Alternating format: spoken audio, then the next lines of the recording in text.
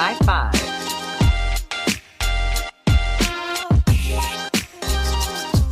Storm.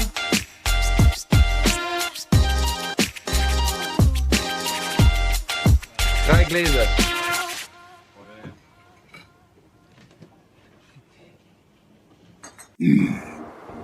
Two.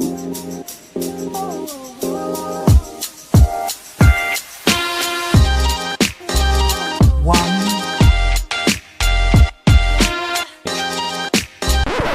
That's no moon.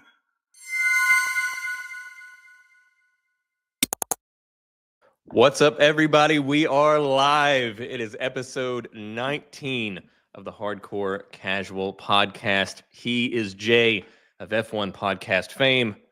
I am Mason of Radio Infamy, and we are the conversation at the urgent care behind you. So it has been quite the week, Jay. Thankfully, I'm recovering, not recovered, but I was quite ill last week, so I'm feeling much better. How are you doing, Jay?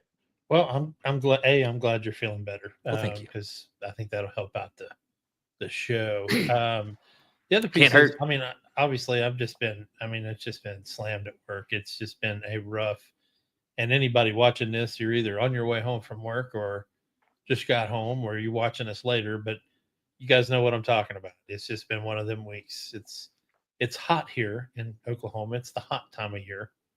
And this will last till Halloween pretty much. So yay. Yeah. And being from not this area, I mean, it gets hot where I grew up, and it gets hot in July and August. But September football weather starts to hit, and it's 60 degrees outside. Here, no. Still 100. Electric bills go through the roof. That's a new thing for me too. So, it's one of those things where thankful I'm alive, but man, it's crazy.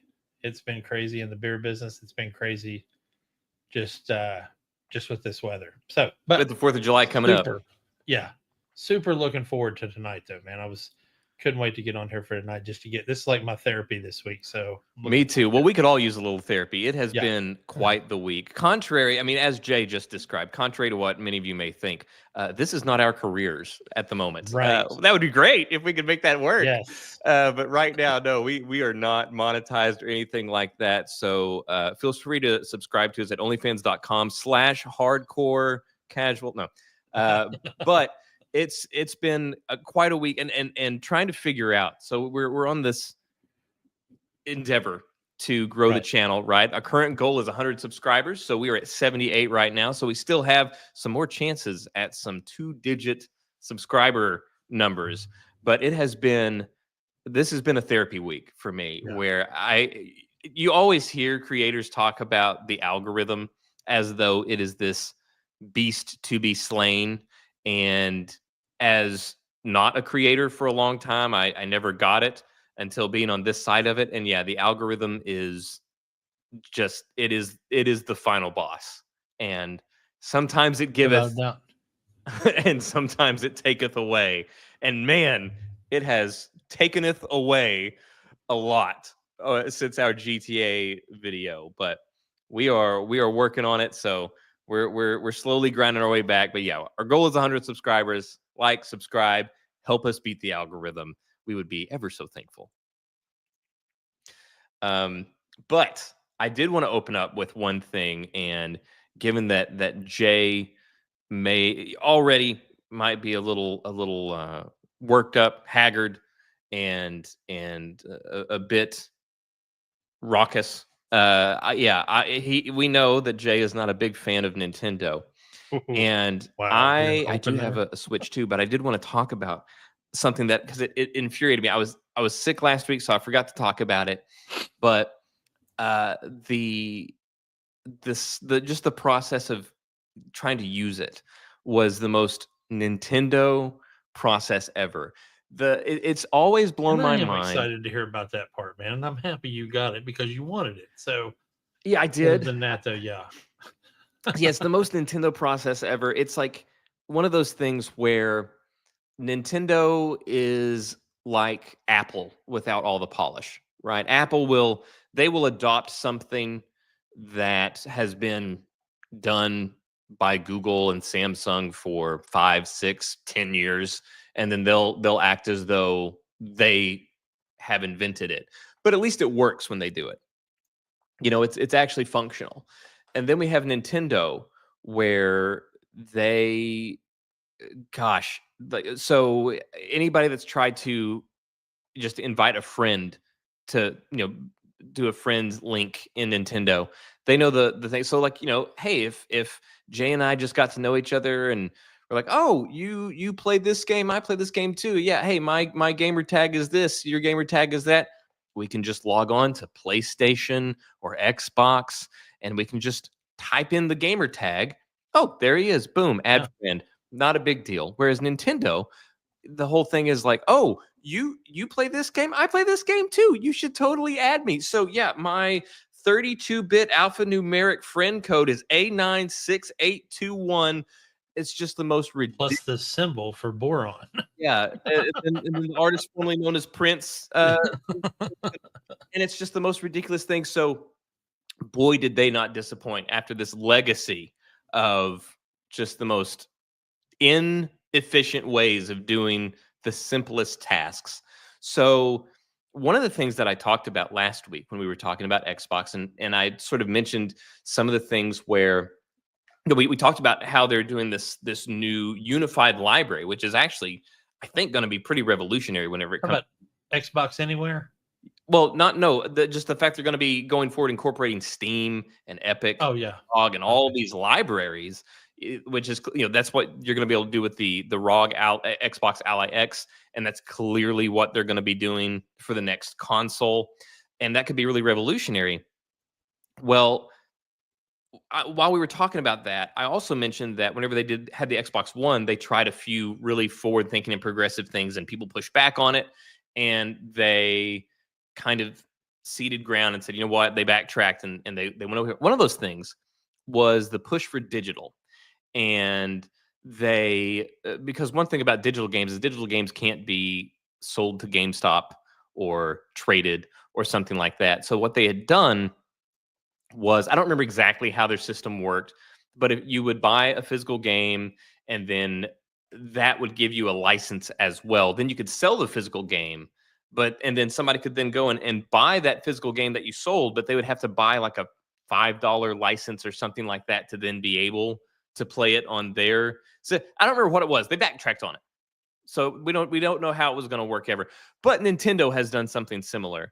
And if you think it was a nightmare when Xbox tried to do it, boy howdy, let me tell you about my Nintendo Switch 2 experience. So, especially, I had heard that there was some like harebrained thing that they were doing like an update that released a month before the Switch 2, but I hadn't messed with it. I haven't been on that. I've been doing this, and I haven't even had time to play the games I want to play, let alone the games I've already beaten. So I wasn't aware. Switch 2 comes in.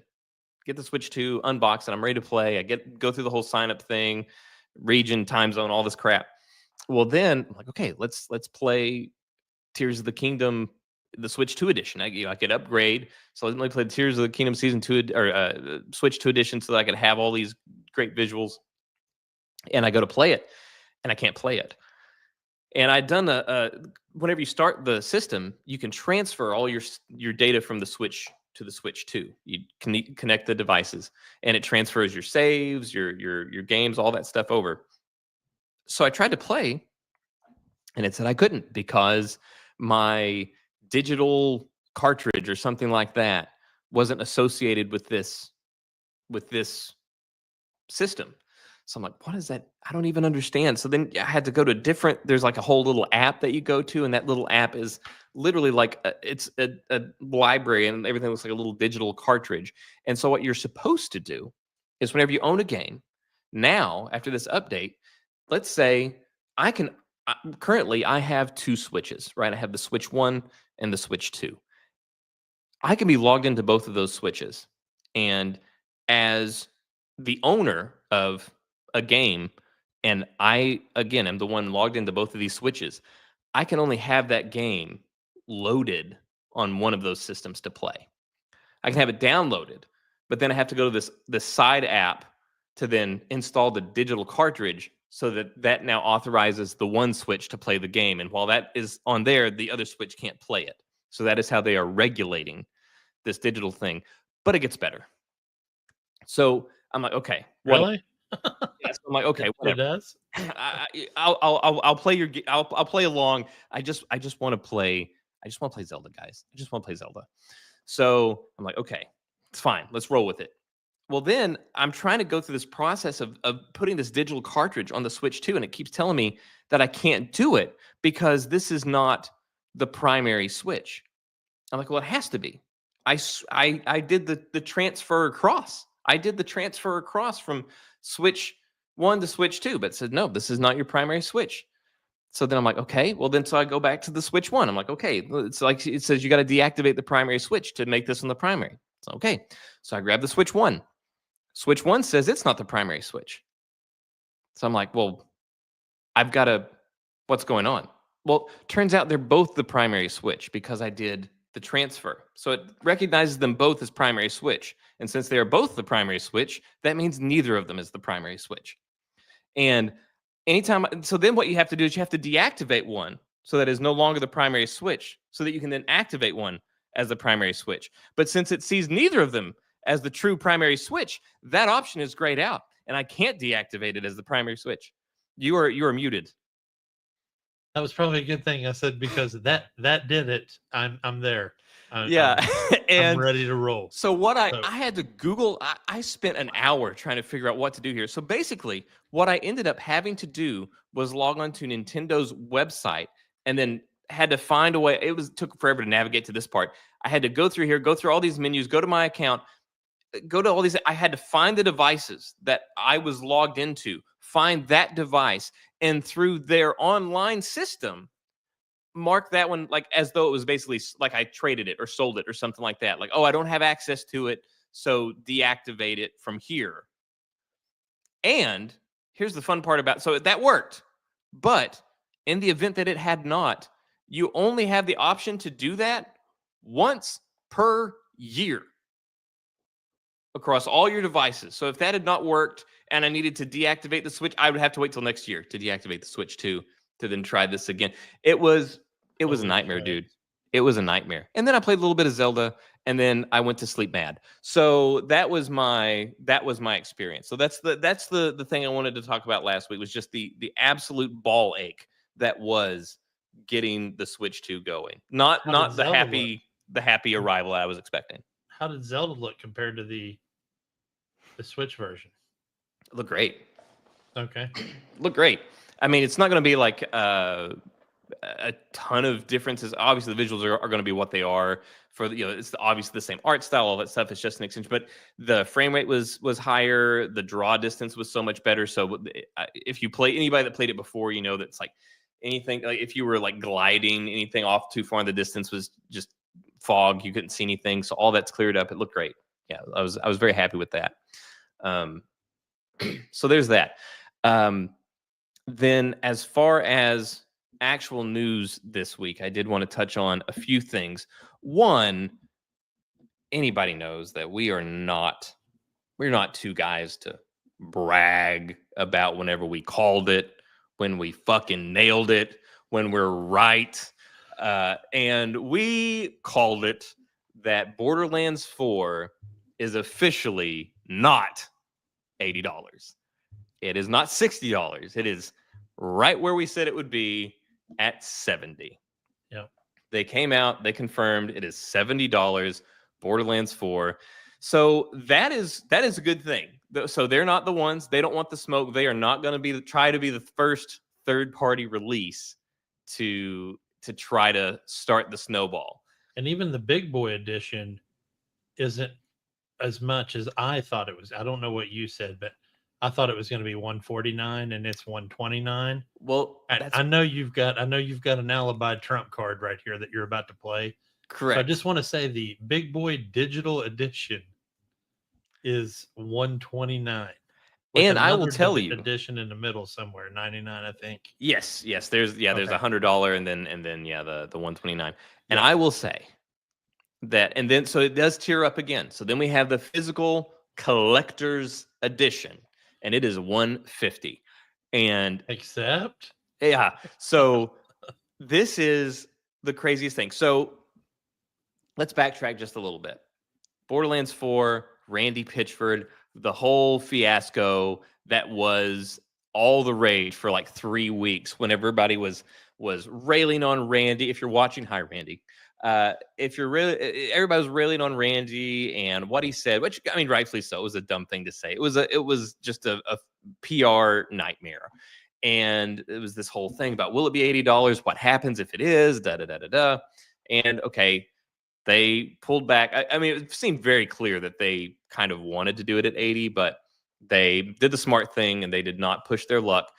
And you would think that the best thing there would just be to take the easy W. Just take the win.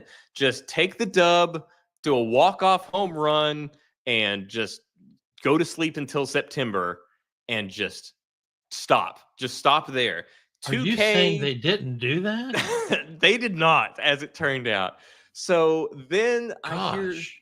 I hear rumblings of $150 collector's edition.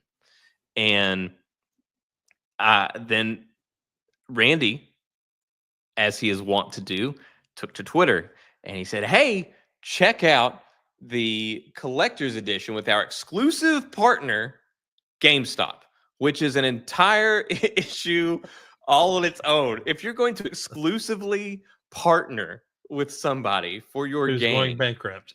yeah. Even Best Buy would be a better option, man. Yes. Like, what do you do? GameStop? Okay, so there's that. But I'm like, okay, so you could only get this $150 collector's edition from Right. GameStop.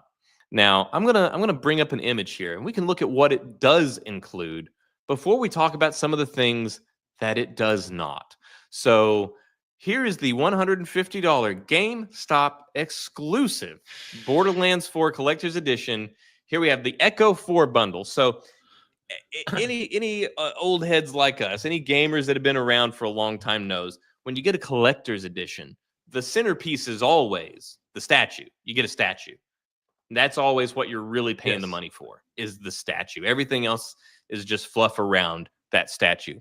So instead of doing a statue that has some of the returning characters or some of the playable characters, the protagonist that you could be, it gives us this character that nobody knows, this Echo 4 character. Looks like Ronan Claptrap. Yes, and this is apparently going to be the equivalent of your Ghost in Destiny. Is this guy right here? I don't know what that is, but okay. Oh, so it basically a little robot helper that's just there Gotcha. to like provide some color commentary and some assistance periodically if you need So it. BD1. Yes. So that's him or they, I don't know. But then the Or big it. the issue here is, like I said, it's not one of the returning characters. It's not one of the protagonists. So it's the centerpiece is this character that we don't even know if we like. And it's not that interesting. The whole it's just all gray. It's just all gray with a little bit of purple crystals, and that's it. So it just doesn't look great. But then we have a cloth map of the new planet. Is it Kairos? Is that what they're calling? I don't remember. However you pronounce it. Kairos. So we got the cloth map. And then we have, this is my third least favorite thing that's ever included in a collector's edition. So like we've mentioned many times, and you've mentioned the digital soundtrack, the digital art book, and then my third in that row of things that I hate to, or things that I don't think are worth any money to include in these things, is lithographs. So we have essentially 4 baseball cards here that has some of the characters on them. And then we have a cheap metal symbol necklace, the vault symbol. And we have 5 shift codes. Now, important to note, anybody that has played Borderlands for more than a year, since before Borderlands 3, you know that these shift codes, these golden keys, are not hard to come by. Follow Randy on Twitter. When he's not sticking his foot in his mouth for PR, He's given You're away getting shift codes. Yeah. You can get 5 shift codes 4th of July weekend. There I was would even wager. an app on that you could Yes. get on your phone that ran an algorithm and just pulled all current valid ones from. I believe there's actually a couple all of over the Twitter web. accounts dedicated exclusively to reporting these things as well. Yeah. So yeah, this is not that. This is ridiculous. This is not a whole lot of stuff. But then this is the important thing. So I would hear rumblings of this, of that the game was not in here, and I thought they were upset because what we've seen in a lot of collector's editions, that there's no physical game, that it's the digital version of the game, and some people get upset by that. That is not the case here. There is no physical version of the game. There is no digital version of the game. This thing, yes, if you look here in the lower right-hand corner of this image, game sold separately. So the glasses keep slipping down. the game is, if you bought the base version of the game, it is $70. Keep in mind, this is $150. You're paying $150 for a resin statue of a character you don't know, 4 baseball cards of characters you don't know, a cloth map of a planet you don't care about yet, a necklace that you're never going to look at again, and 5 shift codes that you'll be able to make up in a week and a half of following a couple of smart Twitter follows. And you will have already dumped all the gear that you got with them anyway. And so whenever you have Wait, tiers, more. yes, whenever you have actually, there tiers, you expect that each tier will have everything that the previous tier had and a little bit more. So we have the main game. Then we have the $100 version of the game, like you mentioned, which has like a skin for like the weapons and maybe one of the characters and this and that. And then there's the $120 or $30 version of that, which has all of that stuff in the previous ones, plus some more skins and things like that. And the season pass DLC stuff. Yeah. This one includes none of that. No game, no skins, nothing. There is literally nothing in this that is in any of the other things. Nothing. You are literally paying for just, there is no in-game content. There is no game. There is no in-game content in this bundle. You spend $150 on this. The cheapest way to get into the game is still $70 for the base game. And then you have spent over $200 and you don't even have an in-game skin to differentiate your experience from that of anyone else. Yes. It is the most ridiculous thing. I cannot begin to fathom why they would, again, as we say this often on this show, and it's snatching defeat from the jaws of victory. All they had to do, because of the previous PR fumble, was just not be $80. And they did that. Yeah. They nailed it. Stuck the landing. Great job, guys. You're not $80. Stop. But they didn't stop. They partnered with GameStop, as you mentioned, a perpetually bankrupt company, and morally bankrupt as well. And then we have this. It's just awful. It's awful. Now, there is good news. But before we get to the good news, now that I've gone through that whole rant, what are your thoughts, Jay? Okay, so we'll start with the obvious. I'm glad we were right. Yes. And I'm glad the base game is $70. And because I have played the other 3 Borderlands, I can tell you. And the ones that weren't good. And our viewer community, that there's nothing you're going to get in the non-standard editions that you're not going to have within a week of playing this game, and probably have better versions of it. The only reason that I would buy the 130 is just to get the pass for the DLC for the episodic content. But even then, it's one of those things where it's probably not going to be crazy expensive. They usually come out with so many, and theirs are like $10 chapters as opposed to like $25 chapters. So I really think you're good with the standard edition this time, unless you just absolutely have to have a poster for your new apartment, a side piece for your table, dinner mats to put your plates on with your lithographs, and a necklace for your girlfriend. I would just say spend the $70 and call it a day. I will probably get one of the special editions to get some of the other stuff, the character skins, that kind of thing. but there ain't no way I'm sending any money towards it. Even whenever it's on Amazon for $40 because they can't move product, I'm still not Right. buying it. There's nothing in there that I would give money for, honestly. Yeah. But it did, however, strike the fear of God in me. And I was telling you about earlier the Death Stranding 2 Collector's Edition before we started recording. The reason that I was looking into that was because after realizing that this was not going to include the game, I'm like, wait, my collector's edition of Death Stranding 2, it does have the game, right? Happy to confirm Death Stranding 2's collector's edition does in fact include the game. So there is that. You wouldn't think that would need to be a thing that you checked. You wouldn't think that would be a novel idea, but here we are. But for the good news, so another thing that I don't know if we talked about it on the show. I know I definitely talked about it with some of the commenters on the videos, but talking about ways that they could recover from the PR blunder that was Randy Pitchford and his tweet was to fly some people down here to Texas and have them play the game. And they didn't do that. They flew them to California. Apparently, they flew them to the 2K headquarters instead of Gearbox headquarters. But they did fly some influencers, some content creators, and some publications, and had them play this game. And to their credit, a lot of the content creators that I follow, they told them like, "Hey, we'll do it, but you have to allow us to say whatever we want." They put it in explicit black and white on the contracts. You can say absolutely whatever you want. There is no limitation whatsoever, no obligation. You have free will to say anything that you want.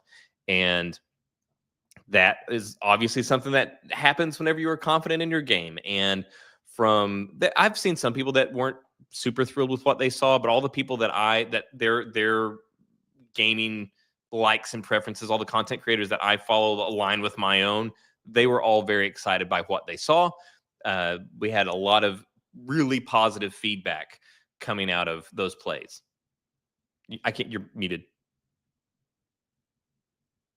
My son was actually watching a guy stream it last night for about an hour. And I stopped in there and looked at it for a couple minutes, and man, what I saw looked great. I mean, it was obviously Borderlands. The gunplay looked punchy. That part I enjoyed. I did find this because I wanted to throw this up there because this is how you do a collector's edition. That will be arriving at this door next week. I mean, you still got the polyresin statue of God knows whatever that is. The cool piece, though, if you look over here on the left, that's unlike the last picture we had up there. Game download. Yes. When? That is what I had to double check whenever I was like, saw all this stuff going on. I'm like, wait, I am getting it right. I do have the game in that. Yeah.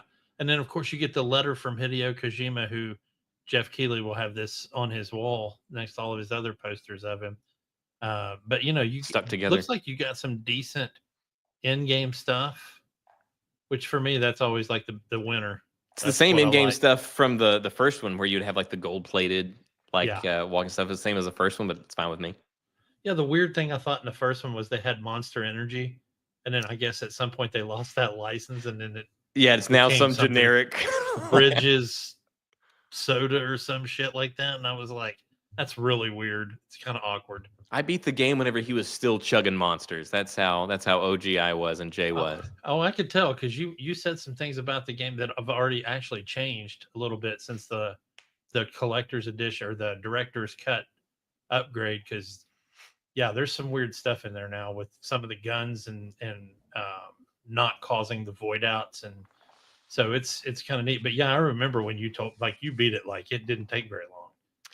So it's great. I'm looking forward to that. But as far as Borderlands goes, to wrap that up, so far everything is positive from what I've seen. They seem to be doing some really great gameplay additions, taking more cues from Destiny. So not only do you have the little robot guy that is Echo 4 dude, but some of the other things that they seem to have taken is like, it seems like there's like a bike that now you can just sort of like, and it's there. Whereas one of the things that It was fine for Destiny, or not Destiny, but it was fine for Borderlands 1 and Borderlands 2 because this wasn't exact like traversal to this degree wasn't really in vogue yet.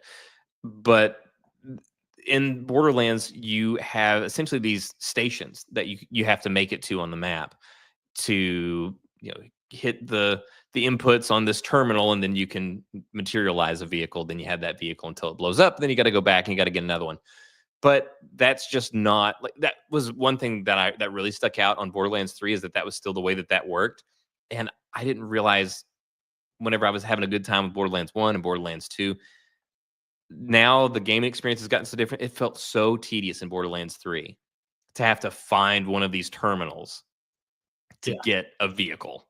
So that is, I don't know if maybe there'll be bigger vehicles that you can do, but there's at least a bike that you can get that you can just materialize at will and go off on it. Well, by no means do I think that this game that I'm about to bring up invented this method, but I've since started calling it the Roach approach, because when you needed Roach, you whistled for Roach and Roach showed up. And in another CD Projekt Red game, Cyberpunk, it was just up on the or whatever on the D-pad and then pick the one you wanted, and it just drove down the street to you. And I think you're right. I think having to find a terminal to go spawn one of these things, and yeah, it never stuck out before. Like I said, playing Borderlands 1, Borderlands 2, because that was just the way that it worked. It never really felt. I didn't think twice about it. But by the time Borderlands 3 rolled around and they had not innovated beyond that, it felt really tedious, especially on some of these larger maps. Yeah, it was really rough. So they've solved that. They've added new traversal things. There's the grappling hook and there's zip lining. You can now dash, which was a thing that before you couldn't do. This is another thing that they have now updated to bring it to modern things. So much like can Halo, you dash in the air? No, like you could sprint. Like there was not okay. Which I was like, oh, is that oh, that's right. There was no, like, you just go forward. There wasn't a sprint or anything like that. You just moved. So anyway, they've done a lot of stuff like that. Looks great. The humor, people mentioned the humor and that they were very happy. The humor is very intentional this time, whereas before the humor was often very pop culture dependent. Yeah. It was pop culture references, whereas all of the humor now is just people being, wisecrackers and things like that. And also just it's specific to the game. There's not references to, supposedly, there's no references to pop culture or anything like that outside of the game. It's all in universe references. Okay. So they're not going to make a Hawk Tuah joke or something like that, which doesn't make any sense within the world of what Kairos or whatever. So there we go. That's Borderlands, and that's how they're looking right now. So $80, not happening. $70, yay. But yeah, if you're going to buy this thing, just buy one of either the standard or one of these. If something tickles your fancy on the other two digital versions, do that. Just don't spend your money on this $150 collector's edition. Don't do that.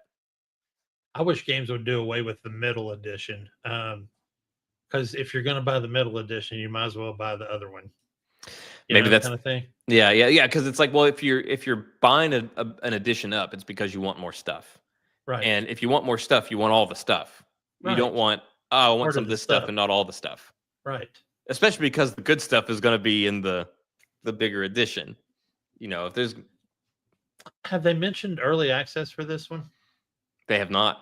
I wonder if that's going to be a thing. I don't know. We'll see. But yeah, they have not mentioned early access.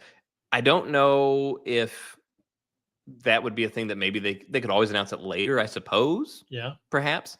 But they haven't made any specific announcements that I'm aware of. Interesting. Yeah. And the last thing that I had on my little bingo card for tonight was, again, it's been a busy week. Hopefully, I wanted to have more going, but the last thing I have is Marathon. So this is another one that, not to toot our own horns, but we called. Of course, it's not too big of a deal because everybody called this one. Marathon is delayed. Not only is it delayed, It is delayed indefinitely. They Yeah, have and given that's always the death nail.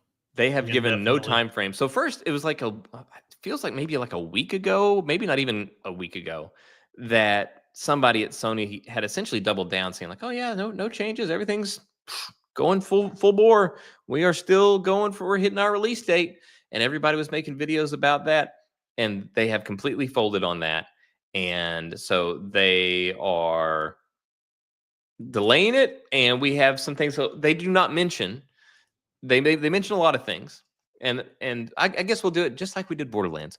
I'll talk about some of the things they mentioned, and then we can talk about the things they didn't. So what they did mention is they said some of our immediate focus areas for as they work on this for polish with this delay is they had 3 bullet points here, each with sub points under it. So one was upping the survival game, because again, this is an extraction shooter. So as far as upping the survival game goes, they wanted to make it more challenging and engaging, AI encounters. They wanted more rewarding runs with new types of loot and dynamic events, and they wanted to make combat more intense and strategic. Okay, that's point number 1. Point number 2, they want to double down on the marathon universe, and that is increased visual fidelity, more narrative and environmental storytelling to discover and interact with, and a darker tone that delivers on the themes of the original trilogy. And then point number 3 was adding more social experiences, a better player experience for solo and duos, and proximity chat so social stories can come to life. Now, first of all, why are these new additions? Why are these new additions to your game that you had that your intention was to release this fall? What are you doing? That's good. Although I think their primary focus should be surviving litigation. I mean, that is what they did not mention. So yeah. There's a whole, I'm not going to read the whole thing. That was at the end of this thing, but it's preceded by a few paragraphs of wordy things about how, it's very important to us to get the best blah blah. But one thing they never mentioned is the fact that they stole artwork from Anti-Real, which, as again we have shown on a previous episode here. In fact, hey, we'll put it right up there. Whenever we release this video, it's not even close. I mean, there's no defense for that, and they've said like, yep, we screwed up. So they don't mention anything about that. And one thing that we had talked about before that we know that they were doing, I don't know if it's concluded yet, was that they were doing an internal audit, which they have to. They admitted, okay, yep, clearly this is. I mean, it was so clear you couldn't deny it. There was no denying that. Like, we clearly have some issues here. There was clearly some theft, and so now they were going to do this internal audit. But we don't know how that turned out or if it's even done. So it could be entirely possible that they've had to gut God only knows how much of this art from the game that they're going to have to, replace. And not only that, but there's just some of these I just don't.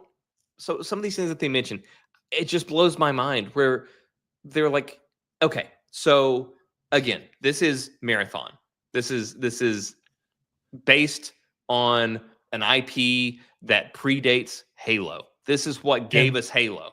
To be fair, for all you youngins out there, this was a much beloved franchise prior to Halo.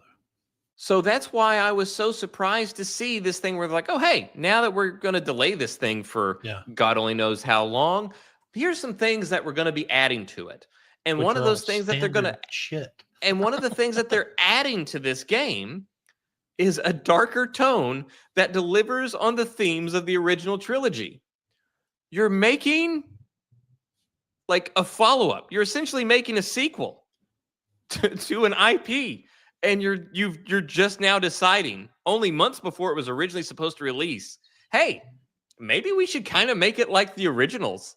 Maybe we should sort of play on some of the same themes that made the originals so beloved. Yeah, maybe you should. Great idea, guys. Good job, Bungie. So they're doing that typical swirling around the toilet bowl thing. They're like trying to come up with any type of rope they can get to hold onto the boat. I also wonder if, because they also talk about increased visual fidelity, on that, and more narrative and environmental storytelling, the darker tone. I'm wondering, is that because maybe they're just going to change the art style outright?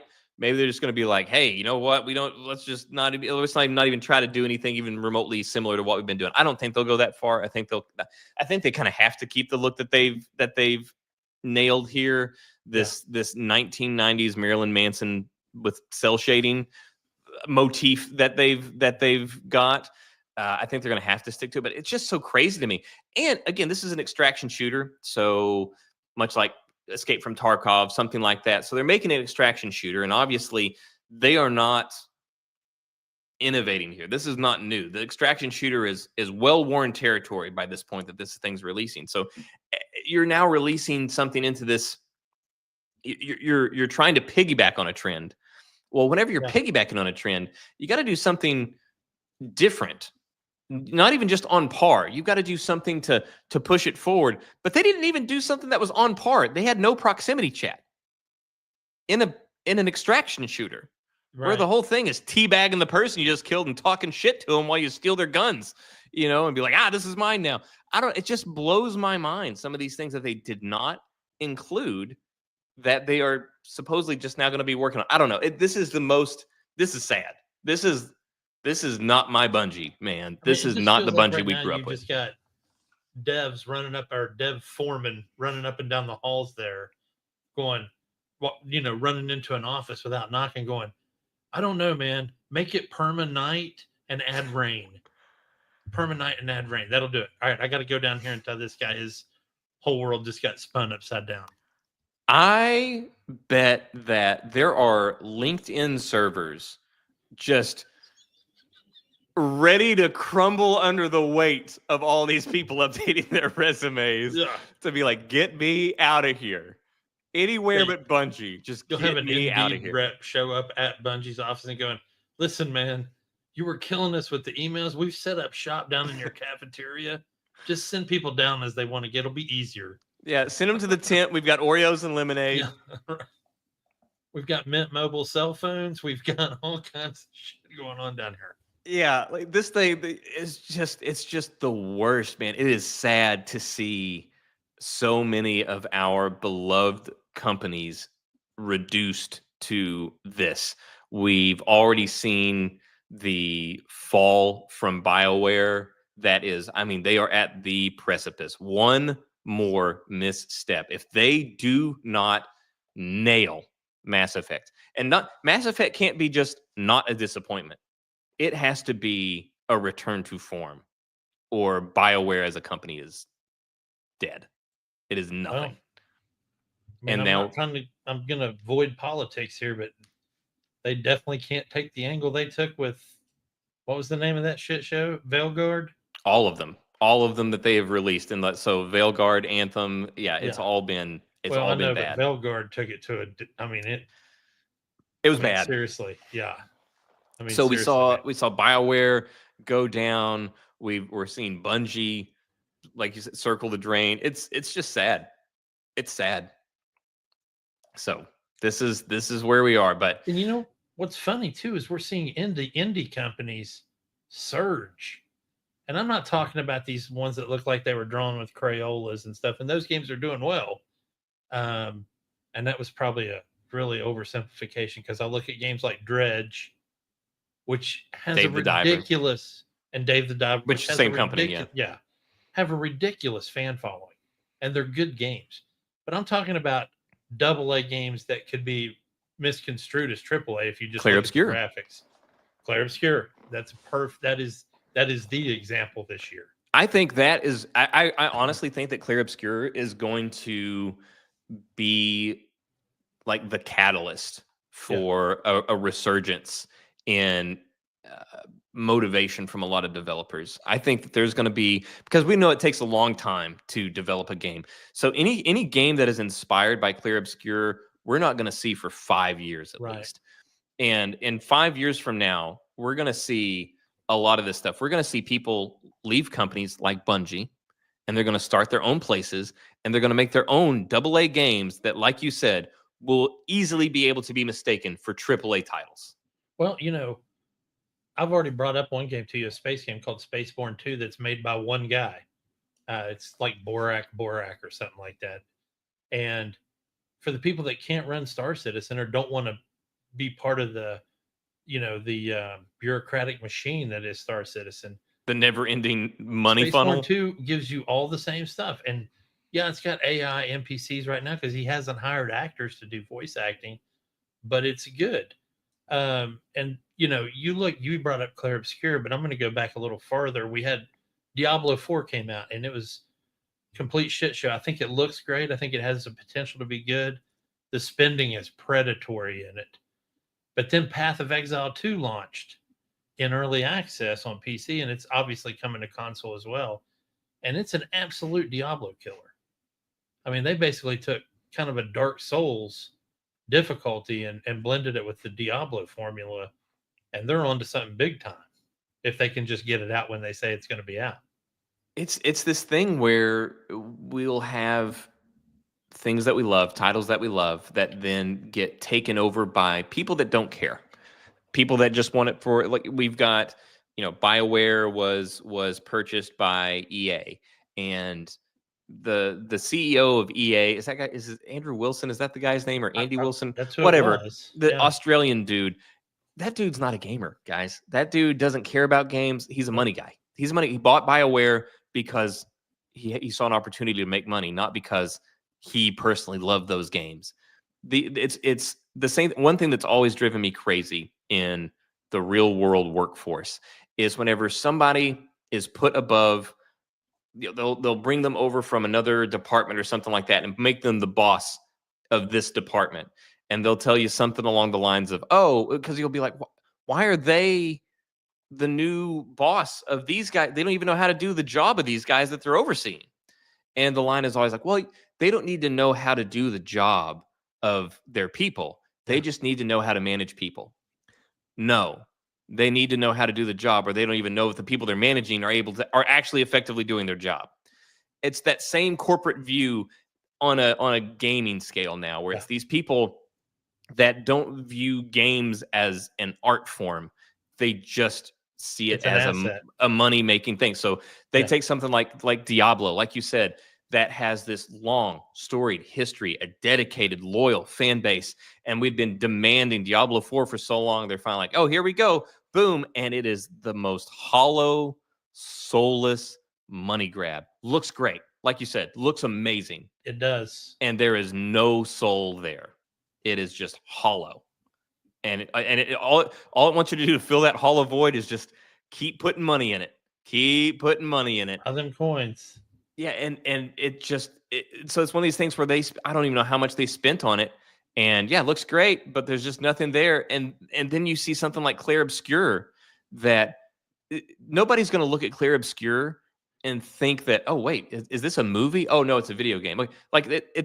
Nobody's going to look at it and think that it's actually a movie or something like that. The fidelity on it is not that crazy, but it looks amazing. It does. It's got its own art style. It looks phenomenal. And this thing was made for, I don't even know what the budget would have been, a fraction of the budgets that you're seeing on any of these flops that are coming out, a fraction of what was spent on Dragon Age: The Veilguard. And I really think that something like Clair Obscur is going to inspire a lot of people that still see games as art to start their own companies, start their own studios, and make something that they care about. The bummer though is that it's a cycle there, and I can't blame somebody. If I went and I started a studio, and then I had somebody come to me and tell me, hey, you'll never have to work again. You'll be set for life. Here's a few $100 million for the thing that you built from the ground up, and now all you got to do is go home and enjoy your family. I would probably take that ticket. Yeah. So it's a cycle that, they'll build their own thing. Their thing will get big enough that the same companies that they were retreating from will likely offer them crazy money to get to it. But we'll at least get some good games out of them before we get there. So I don't know. We'll see what happens. And then we've got other every once in a while you get some of these games that are resistant to that kind of thing. And so we'll still have some of those. We'll have we'll have other people like Larian Studios. They'll say, well, we're not going to Hello sell. Games. We'll make your game, but we won't sell. And now they're doing their own thing again. They made the game, and it was amazing. Baldur's Gate 3. They did a mainstream game, and now they're going to take that clout that they got from that and all these new fans that just discovered them that didn't know them before, and they're going to make something insane. Actually, they're going to make two something insanes back to back. Yeah. And you look at like you have companies out there that launch a AA game that turns into a AAA game, like No Man's Sky. Yeah. I mean, there's never been a better story than No Man's Sky, because they're a small dev company. They launch a AA game that launches horribly. Yes, they got tons of hype. They were at E3 and TGS and all the big shows doing the press junkets and saying this game's going to have all this amazing stuff, and it launched and it didn't. And then over time, they have turned that thing into a powerhouse of a AAA title and still have not sold out to like an EA or an Ubisoft. And as we've mentioned before, not only have they not sold out, but all those things that they did to make good on those promises, all free. Yeah. All free. Absolutely. And that's one thing where I'm like, I don't even know how Hello Games is still in business. Like, they keep getting people to buy it, man. People are turning around. And it's crazy. But it's like, you put all this work. They've essentially made like 5 full release games now. Yeah. With the amount of work that they've put into all, because they've done things even beyond their promises for this game. But I'm looking forward to whatever they've got coming up next. I know that they're working on something that's a complete divergence from No Man's Sky, but I would like to see them do a follow-up to No Man's Sky in the future. Something even crazier. But yeah, Hello Games is great. Well, speaking of new games and AA games and games in general, last week we talked about how we were excited about the release and the expectation of The Expanse, Osiris Reborn. And I left that episode, and it took a couple of days for this to really set in. But granted, most people know The Expanse from the television show and not the books. So let's take television shows as the baseline here. And I purposely didn't add these to the image deck because I didn't want you to get any precursor ideas. But I want to throw this one up. Hey, just say that in the vein of Mass Effect 2, and I'm always going to compare these games to Mass Effect 2 and The Expanse, which I feel like is giving off serious Mass Effect 2 vibes. Well, that's one thing. I even if BioWare fails, I feel like we get 2 chances at a good Mass Effect game. If BioWare fails, because I don't have any faith in BioWare anymore. If this return of what is it called? Return of Osiris or no, Osiris Reborn. I think Osiris Reborn. Yeah, if that one delivers, man, that'll take Mass Effect's place. So, if you've been living under a rock and you don't know what ship this is the Serenity. It is a Firefly class transport, and it was flown by the crew of the television show by the same name, Firefly. And I really think, because we're never going to get the return of this show. Well, and now that when you posted that up, I was like, this would be perfect, because for many reasons, we'll never get the show, show back. But one of the big ones, let's not to get into the creator of the show and all of his baggage, but it's just these people have aged out. Nathan Fillion, not only does he not have the time, he's a big enough star on his own now, but all these people are much older now. But if you made a video game, they could lend their voices to these younger versions of themselves. Which is exactly where I was going with this tonight, but I'll let you have that one. Sorry. But so yeah, because you got Ron Glass, who's dead, who played Shepard Book on the far right there. He died a few years ago. But we've got AI now. I mean, anybody could AI his voice if we need be. Well, I think anybody would be happy with, like, everybody knows what if they just used his likeness, like all of his family used just his likeness and just had somebody else voice him. I don't think anybody have a problem with that. Nobody would. And then you've got Alan Tudyk, who has some character challenges. I don't want to get into that. But you could get these guys, and I guarantee you, every one of them would sign on grateful to do it. they all get together still and talk about it. They call each other and talk, and they have a couple of them have their own podcast now where they talk about it. And it's one of those things where, like I said, we're never going to get the reunion show, and because of the very reason you just said. But give us a game with these guys. Tell the stories that the showrunners didn't get to tell. And make each piece like an episode, like a heist or a mission or job.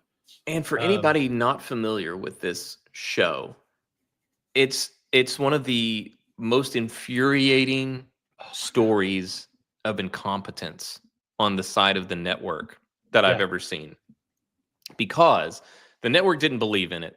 That happens a lot, but they not only did they not believe in it, I think I know where you're going with this, but yeah, they killed it in the way that they handled the release of this, because they released this is a time whenever TV shows were more like each show was its own thing, and then by the end of that show everything resets, and then it's just the next one. It's just a repeatable formula. Every show they just do the same thing.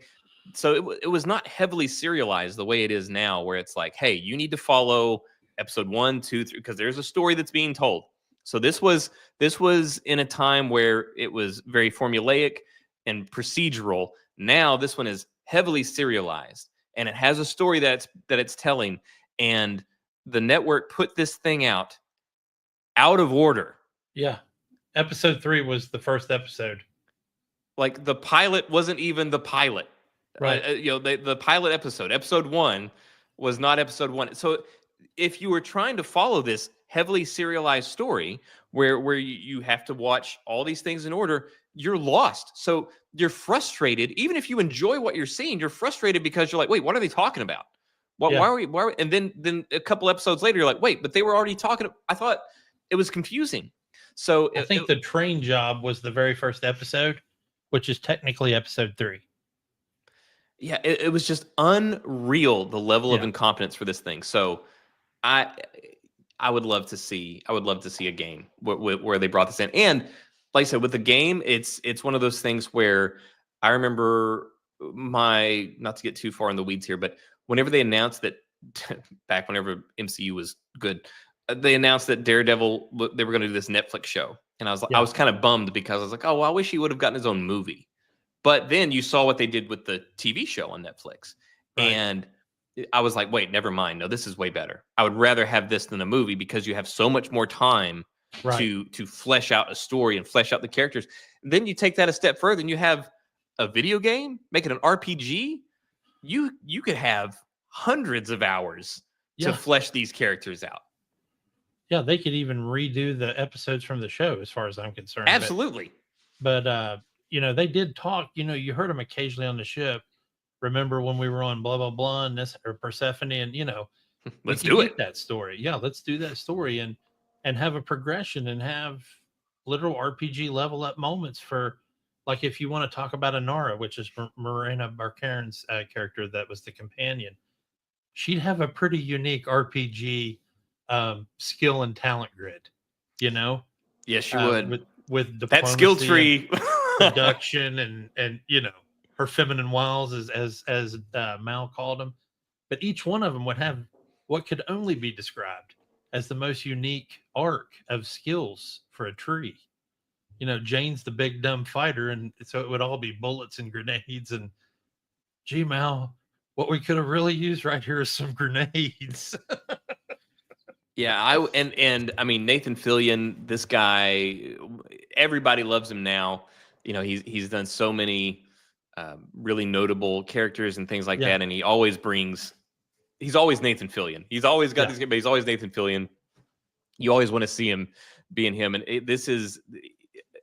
we talked before about how they missed the opportunity at a really true to the game version of the Uncharted movies, Yes, because they, like you had brought up the fan film that Nathan did along with the guy's name escapes me, the guy that played Sully in that, that's in Avatar and all that stuff. But anyways, that was great, and that was the closest we'll ever get, because if you were going to make it, that he was the guy.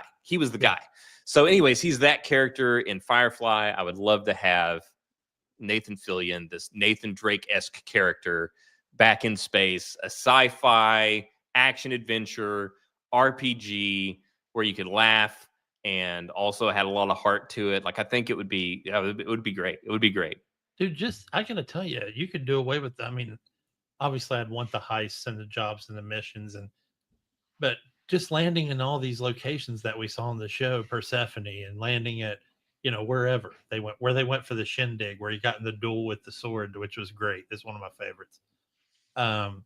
But those places would be cool, So that was always And my all favorite the- thing in Mass Effect, was to like go to a new area that you're not Yeah. familiar with and see what the spaceport looked like. Like, I remember landing at Omega, and it's dark and sullen and very downtrodden, and I was like, this place is freaking cool.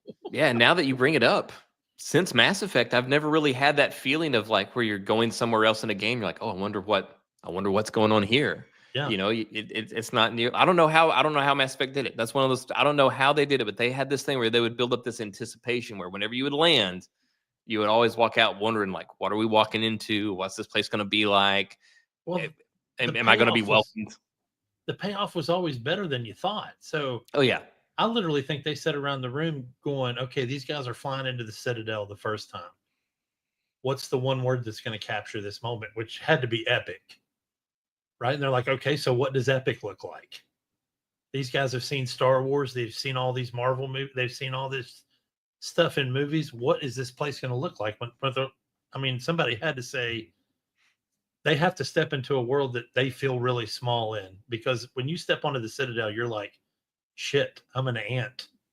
Well, and that's one thing where, again, they just nailed the feeling so well. Yeah. Because in hindsight, like we talked about before, whenever we go back and we play Mass Effect 1 and you get on the Citadel, which I remember getting lost on the Citadel. Right.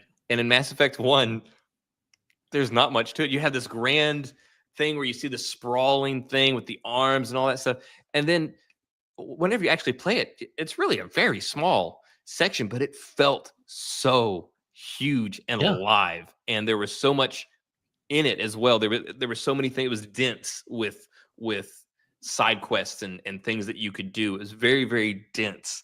And so it felt really alive. And then of course it got bigger as you went to 2 and 3. But yeah, the way that they would nail that, that would be great to have these things in Firefly, because the way that felt in Mass Effect, whenever you landed on a new place, that was how Firefly felt when there was an episode where you went to a new place. Right. Which, man, like I said, it was only 13 episodes. It was canceled. So I don't know what the decision behind the cancellation. And all 13 of them didn't even air on the network. Right. Only a handful of them ever actually aired on the network, right? Then the rest 10. of them, 10 aired on the network. Yeah. But, it's still to this day, it's one of the top 5 requested, reboots of all time. Everybody wants it. So it's, again, and I told people that don't like sci-fi, I was like, you can take the sci-fi completely out of it, and you've got a great Western heist. Well, that's the thing is that's how I would explain it to people is like Western, because Western is a vibe. Yeah. And whenever I tell like Yellowstone, whenever Yellowstone was really good and it was firing on all cylinders from Taylor Sheridan, whenever I would describe that, I'd say it's a Western. And then like, what? I'm like, well, it's like a modern Western, but it's like it's a Western with cars and stuff like that. But it has that vibe. It feels like a Western, and same thing with Firefly, which they very much tried to foster that feeling as well. They have the language that they used was very Southern backwoods, but mixed in with some Chinese when they wanted to curse, which was an excellent formula, by the way, so they could say whatever they wanted to. And they would have revolvers for weaponry, and boots, and they would have like the trench coats, the brown coats, that very much looked like a Western duster kind of a thing. And obviously even the soundtrack, the soundtrack was very Western themed. Yes. They would have these little things in it to make it sound a little bit more outer worldly, but it was very much Western coded. Well, just the zoom in, like there was an episode and it was so cozy, dude. It was a zoom in from space through the top of the ship into the kitchen, and Kaylee was fixing a dinner and she was humming a song, And then the song was also playing in the background while she was doing it. And I was like, this is their home, man. This is where they live here. This is not just, it's its own character. The ship is. So I thought it was really cool. I mean, it hit so many different feels, you know? Yeah, So, and just to clarify to anybody listening to this is not a game that is announced or coming out. It's just one that we would No. like to see. It is ripe for the picking if anybody could. so a year from now, when they announce this, we absolutely nailed it. So we can get that one in. We'll do another already. victory dance. Yes. Yeah. But anyway, that's all I had. I just, it was something I've been thinking about a lot this week after the announcement of the Expanse, because both series are near and dear to my heart, man. So anyway, that's what it was. And I wanted to bring up this topic before I get to my super spicy topic. Okay, well, yeah, I've got nothing else to add to this one. Yeah, I just think I would be absolutely on board with that, and I think, like you said, I think all the actors would also be on board. I don't think they would have any problems filling out that roster. Yeah. All right. Well, you might end up getting spicier than me on this. I'm sure you're going to have your own opinions. I'm going to start in one place. I'm and intrigued. I guarantee everybody that we're going to end in a completely different place. But so everybody knows me, knows that I like to play simulator games. And this has nothing to do with simulator games, by the way. But those type of games require different types of peripherals. So I fly a lot. So in games, and I use a flight stick and rudder pedals and throttle and all that business. And I drive a lot in games. So I have a steering wheel and pedals and, the whole bit, the wheelbase. And anyway, when you play these games and you download them, and every one of them has their own control bindings. So you go on the internet and it's like, hey, anybody got a decent control binding for Digital Combat Simulator, which is a fighter jet simulator and I don't want to badmouth any company that makes these peripherals. So I'm going to just call this one. I do. Let's do it. Hey, does anybody have a good control binding for the Cock Diesel 300 flight stick? And invariably, I'm still in the Cock Diesel 200. Invariably, the very first comment you're going to get is, well, first thing you need to do is throw that piece of shit in the trash can and buy the John Happy Not So Bright 600. I'm like, okay, well, that's not what I fucking asked, right? And then the next 10 people under that are either defending you or defending that other guy. So now you're never getting an answer. And then you go, okay, so Reddit didn't work. I'm going to go straight to Steam's forums. Hey, looking for a good control binding for the SU-25 Frogfoot on DCS. I'm using this flight stick and rudder. Well, the first thing you need to do is throw that piece of shit in the garbage. Dude, just answer the freaking question. So my point is, this is toxic gaming communities is the topic, and this is toxic hardware, right? So let's get off of the peripheral piece and go to hardware. So the other night I'm playing Forza Motorsport on Game Pass, and this game came out a few years ago, and people are running this game on graphics cards that are 3 or 4 generations under mine and doing it at full settings. But apparently the newest graphics cards are unable to optimize. So, hey, everybody, I'm running this graphics card. Can you give me a good set of optimization settings for Forza Motorsport? Well, the first thing you need to do is throw your graphics card in the shitter and go get this freaking RTX blah, blah, blah, 6000 Ti, one-click overclocking, blah, blah. And I'm like, not what I asked. Not what I, and it just, man, it drives me crazy that we have become a civilization and a generation of gamers where everybody just wants to sell you on what they have instead of just help you out. You know? I will say, first of all, I 100% agree with all this. I hate it too. However, I would say it's not gamers, it's just people, man. It's people on the internet. It doesn't matter what it is. People are just going to be jerks, and it blows my mind how people will just do this. It's this the sort of common joke about this sort of internet culture on forums and things like that is the standard, like, well, I like apples. And then so somebody comes in and says, so what you're saying is you hate oranges.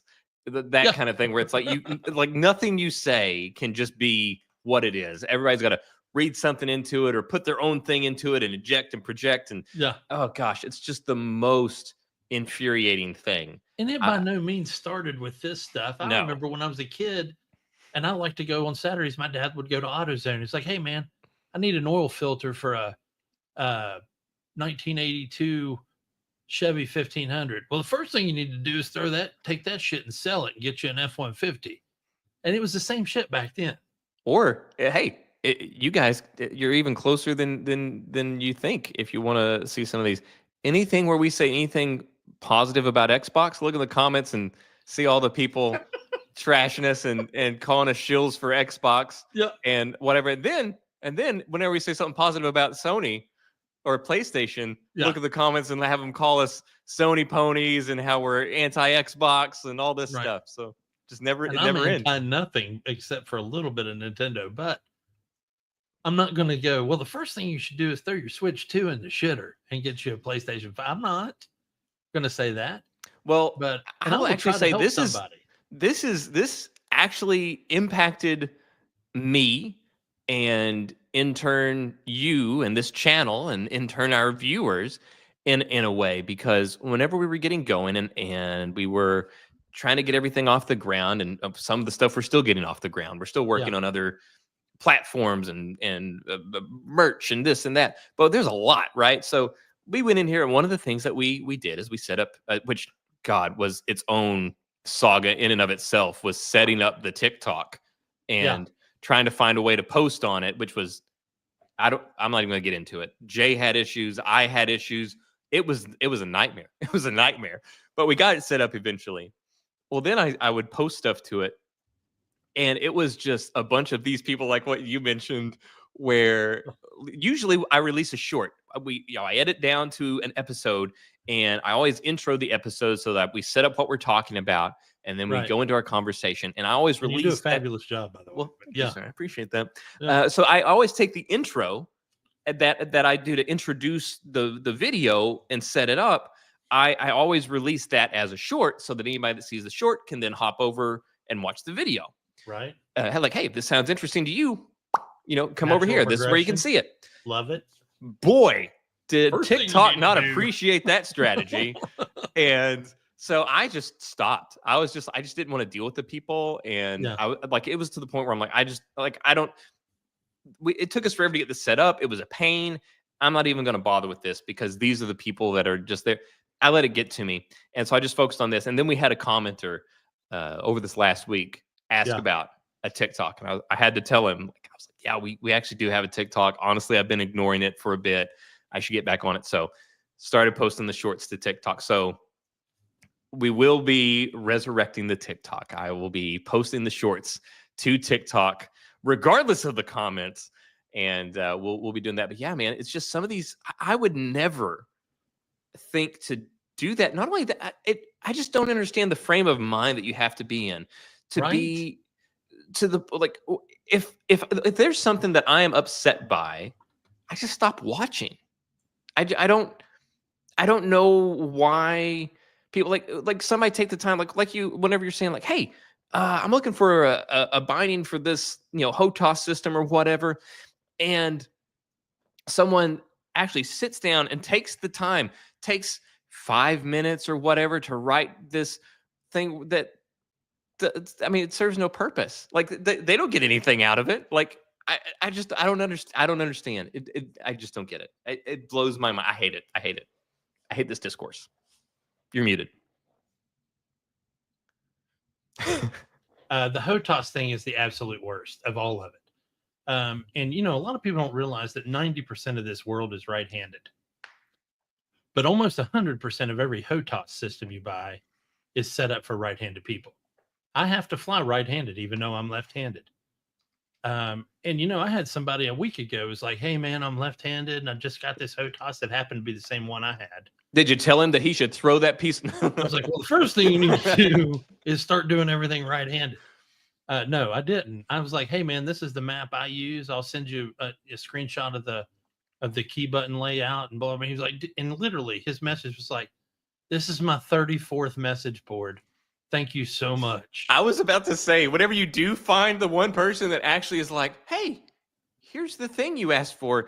It's like, can I have your mailing address so that I can send you tips, treats in the mail? Hey, you Like, guys want to do lunch next week as Yeah, the like- only non-toxic people? Yeah. if anybody, I don't know, maybe that's a Texas thing. If you don't know what tips, treats is, you can send cookies the same way that you can send flowers to people that you care about. Chocolate chip, snickerdoodle. It's great. I didn't even know that. Oh my gosh, it's the best. Well, when you're in Texas, I'll get you some tips, treats. Okay. But yeah, man, it drives me crazy. And I know most people, when you talk about toxic communities, it's always which games are the most toxic. And it wouldn't take a PhD to name probably the top 10 most toxic game communities, but it's important to note that it extends beyond the actual game into hardware and additional software that may be needed and just in general. But yeah, it's just something that's just been, but just lately, every time I search for something, and it takes a lot for me because I'm an 80s kid, it takes a lot for me to want to do an internet search for a fix for something. I want to figure it out. I was raised that way. It's the way I was, I want to figure it out on my own. And if I've exhausted every bit of effort I have, then I will turn to the internet.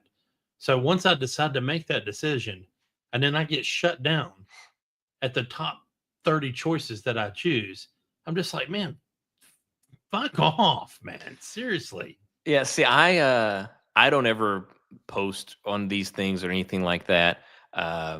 You know, I don't get Reddit.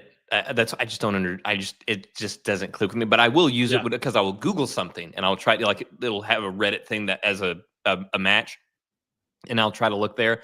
And that's what I have to scroll down because that's all I see is just comment after comment after comment of just that kind of stuff. I'm just like, oh my, like, it's a pain just to even scroll through, let alone have it directed at you. It's nice to see when people are having problems that I'm not having, and they're still getting the toxicity. Like, this is constant on Reddit. Somebody will be like, hey, I'm playing, let me think of a game real quick. Oh, I'm playing the Xbox version of Microsoft Flight Simulator, and I want to use the gamepad. And does anybody have good settings for that? So, and the first one every time, hey man, delete it. Buy yourself a PC. Oh, like people can go down to fucking Harris Teeter and get a PC. Not just a PC, a gaming PC. A gaming PC, which, if you know, is about the same thing as an engineer's PC.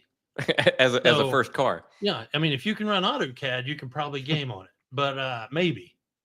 But I'm like, that's not what, dude. The guy's got an Xbox. He's probably in his mom and dad's house. He's probably in middle school, and he's asking for some help.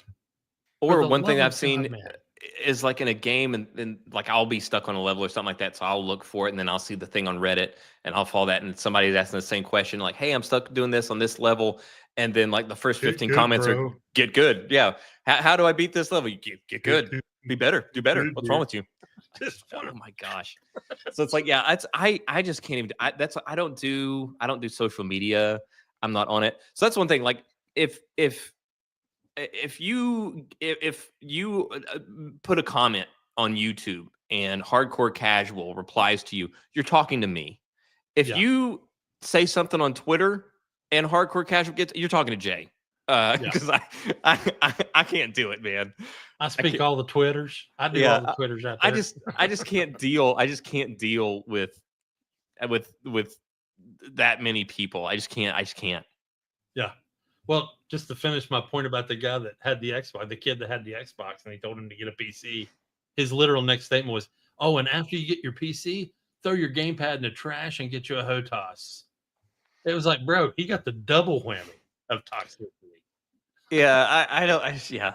It drives me crazy, man. Some of these just ridiculous people. Where I guess that's like the only entertainment they get, though, is they're like, "Oh, hey, he's asking for help. I'm gonna tell him to get good. Just watch this, guys. Watch this." Holy shit, where's the Tylenol? Anyway, man, I'm done with my spice for tonight. So that's all I had, except for one more little thing at the end. Oh, well, I don't really have anything big to go into, but I am looking forward to. So we've been kind of on a dry spell of games recently. It's kind of been quiet on the Western Front, as it were, as far as game releases go. But next week, we have Death Stranding 2, and I will be. So we have not yet done a game review on this channel. Like Oh my God, we haven't. we have not done like a proper game review. And Well, my plan is that we would do it for anything, movies, TV, whatever. well, yeah, And same. we've done a bunch of those, but yeah. So I'm looking forward to hopefully beating Death Stranding 2 in a timely manner. Now, I am not going to be one of the, like I've said, this is not our job yet. So I have other responsibilities that I have to attend to. But Unfortunately, I will give some impressions and things like that. I'm sure Jay will too as he goes through there. So I'm looking forward to doing that. So I believe that Death Stranding 2 may be the first game that we get to do like a legit review on. That's coming up next week. I'm looking forward to that as far as the release date of the game, not the review. The release date of the game is coming out. I'm looking forward to that. Also, though, there had been some things that had come out that figure why not? We've got time. Just throw them in there and talk about them. One was one that I've been looking forward to on Hulu. This was one of our first controversial takes on this show that we talked about, the new Predator movie, where there are a lot of people that really didn't like the look of this new Predator. You and I kind of came down on the side of, I'm fine with it, like looks good to me. Like I kind of dug it. Yeah, I thought it looked cool. Yeah. And well, so I don't know. Were you aware of Killer of Killers? No. So Hulu has a movie. It is an animated movie directed by Dan Trachtenberg. Yeah. So the same guy behind Prey did it was a pseudo anthology. It wants you to think it's an anthology, but it's not an anthology. It's Predator, Killer of Killers, where it's set in 3 different time periods where they have a Viking story of conflict with a predator, and then there is a feudal Japan time period of conflict with a predator, and then there is a World War era conflict with a predator, and that whole thing. And anyways, highly recommend. It was a good time. I am a big fan of the movies, and I've enjoyed a lot of the risks that they've taken recently. Like I said, I really loved Prey, Dan Trachtenberg's fresh take on that, and he's also the one behind the new one. I've been a fan of Dan Trachtenberg's for a long time, even before he got Predator. In fact, Dan Trachtenberg was originally supposed to be the director of the Uncharted movie, but then creative differences happened, and he had to exit the project. Man, because Dan Trachtenberg's a gamer. The thing that got him noticed, he used to be on a podcast called The Totally Rad Show. The thing that got him noticed was did you guys ever see a fan-made Portal movie that blew your mind? Because if you did, that was Dan Trachtenberg. If you saw that, you're muted. If you saw that fan-made Portal fan film, that was Dan Trachtenberg. So anyway, huge fan of Dan Trachtenberg, and the new movie Predator, Killer of Killers, I highly recommend it. Very good.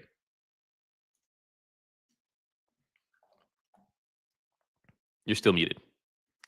I have 2 alibis for tonight that I want to bring up because you mentioned we haven't really had any game releases as of late and blah, blah, blah, this and that. But so I started playing a game on PC that's called War of Rights. And it is a Civil War era game to the fullest extent. It is a shooter. It's a first-person shooter, but unlike any other one, you're just running and gunning. You actually have to follow your commanders.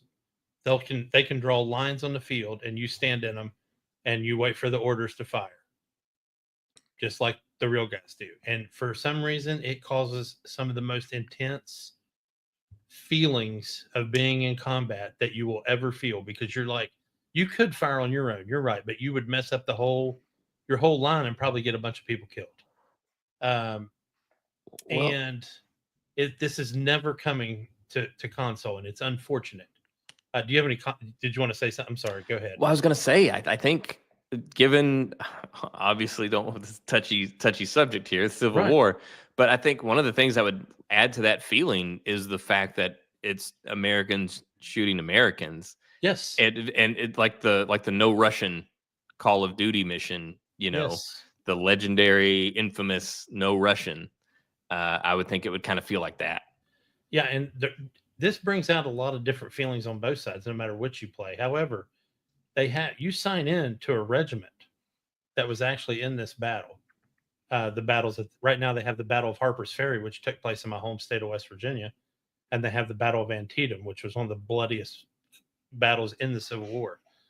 And for instance, see the flag waving in the middle. If you're the guy holding the flag, you don't even have a gun. You are the spawn point. So when the flag goes down, if you're the nearest guy to the flag, you drop your rifle and pick up the flag. Because if not, you're not getting reinforcements. So this is a level of detail that not a lot of games like this get made just because of that level of tedium that gets introduced into the game. Some, for mass audiences, it's a turnoff, that level of tedium, but for some people they eat it up, and it's I do, because the intensity that the visceral feel of like, oh my God. And I literally one night, and I was doing this funny thing where I was playing this role that I created for myself, and because it's got proximity chat. So you hear people talking. Marathon's going to be adding that. Yeah, heard that. I heard that tonight, actually. But I was doing this thing where I was like, has anybody seen my brother Carl? I can't find him anywhere. So you're role playing. Yeah. So and finally people just started laughing. They're like, hey man, they would lean on down the line and go, hey, this guy down here is looking for his brother. Anybody seen this guy? But anyway, I go to reload and I'm putting the dowel rod in took my bayonet off. Clip that. Putting the dowel rod down into the rifle to reload a new ball. And I look to my right and the guy's face is blown off. And I'm like, should have been like, oh my God, Carl. I'm like, hey boys, Jimmy's dead. So, I mean, there's a lot you don't see that in like Call of Duty or Battlefield or any of that. So, I mean, the deaths feel real in this thing. It's kind of crazy. And some of them are brutal. Like if you catch a cannonball to the face or the midsection, I mean, it's ugly, man. Does it do any of that? Like I haven't played a whole lot of these games, but I've started many of them. I've never finished them, but the sniper games. Yeah. How they'll do like the slow motion and then you just see the absolute just destruction that the bullet causes. No, this game doesn't do any kind of slow motion anything. So when somebody gets nailed, they get nailed, and it's like, oh, it's a jump scare sometimes if you're witnessing it. And you're like, oh my God. Especially if your commander has like, they're too close, put your bayonets on, and then we do a charge and everybody can do these like rebel yells. You're like, ah, and everybody's running down the line and you just see guys dropping left and right because they're still getting shot at. But anyway, I go to work, I'm telling some friends about this game and they're like, is it on console? And I'm like, no. And they're like, well, dude, why bring it up? I bring it up on here tonight because of this. There is a game coming to console on July 5th called Hold Fast. And it's going to be very similar, different time. This is like the Napoleonic era. So give or take in the same, 40, 50 years.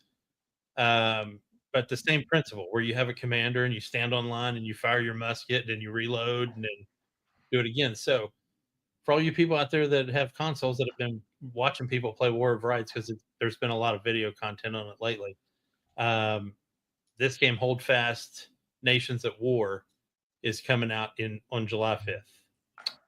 So, well, and as we've talked about though, with Microsoft's new approach to the next generation of gaming and with the new handheld that they'll be releasing, you will be able to play that first game on Xbox on a console. Yeah, it's very true. I got to tell you, just why it's so game changing. I love what Xbox is doing right now, and that doesn't make me an Xbox homer because there's also a lot of not good that they're doing. But that can be said about anybody. That can be said about Nintendo with their horrible friend thing. There's so many bullshit. Nintendo isms that they do, man, where it's just like, why is it this way? Why are we acting like the internet just got invented? Or the PlayStation Plus extra catalog putting a game out there that you really want to install, but you don't want to because there's the anticipation that they're going to pull it the very next month. Yeah, I do have also. There was a game that I've been playing like whenever before I'd go to bed, just trying to like come down and relax because I love these games, and it's been on the Switch too. And it's not a Switch 2 game. It is a game that you can play on the Switch too, but it's obviously been around for a long time. But that is the Ace Attorney series.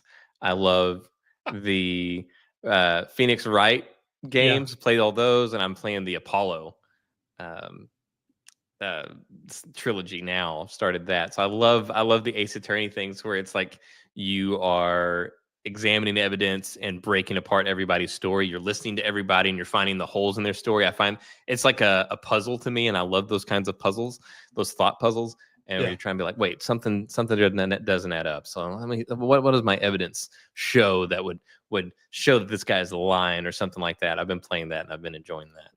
Well, that's good, dude. I haven't played. Man, it's probably been PS2, I think, since I've played Ace Attorney. They've I And I don't know think if it they was an call them import remasters, version. but they've remastered them, but then they've animated them, so it's not like this pixelated thing. Like Right. it's a very clean image, high def resolution art. It's yeah, they're great. I've been a fan of those for a long time, so I've been doing some more of that stuff. And there was another movie. This has nothing to do with games, but it is in super fascinating, tragic but fascinating. There was a documentary that I've been looking forward to that released on Netflix called Titan about the Titanic submarine that went down. And Whitney, my girlfriend, and I watched it. And I knew a lot of the stuff already, about Yeah. the submarine and some of the, we all knew about the PlayStation controller instead of any sort of high tech steering equipment or anything like that. And I'd known about the fact that the thing was made out of carbon fiber instead of titanium or something like that, and that was actually against regulation. But you learn some new stuff in that documentary, and it is crazy. If you are at all interested in the submersible tragedy that happened with that, and I mean, many of us are. We were all following it for a long time. All that was going on, right? All collectively holding our breath, hoping for the best, which ultimately was not the case. It's a fascinating documentary. It's insane to see some of the stuff come to light, and whenever you watch it, the more you watch it, the more you realize this was the only way it was ever going to end. Oh yeah. It's crazy, crazy. This is, they talk about the the feeling of invincibility that some people have. Like, what do you always talk about young people being young and invincible, right? Because that's the whole thing, Right. is you have this illusion of Of invincibility immortality. because nothing's ever happened to you. You don't feel like you're ever going to be in a car wreck because you haven't been in one until you have. And then that becomes a reality. Everything always seems so far away whenever none of it has touched you.